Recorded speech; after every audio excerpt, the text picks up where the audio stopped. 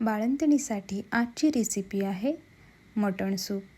आता हे तुम्ही सूप म्हणून सुद्धा पिऊ शकता आणि सूप काढून झाल्यानंतर ह्याचा सुक्का मटणसुद्धा करू शकता।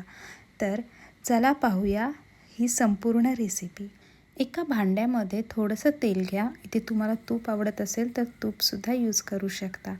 आलं लसूण ठेचून घ्यायचं आहे, हिंग, हळद आणि थोडंसं मीठ हे व्यवस्थित असं परतून घ्यायचं आहे।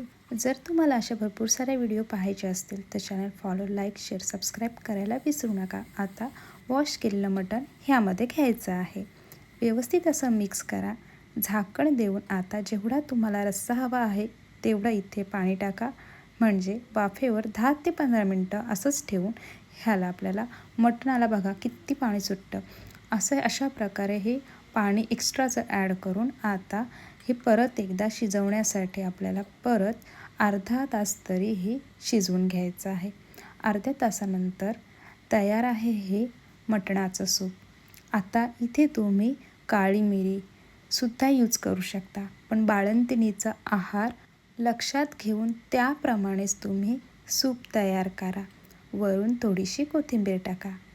तयार आहे हे मटणाचं सूप बाळंतिणीसाठी। तुम्हीसुद्धा ही रेसिपी नक्कीच ट्राय करा। धन्यवाद।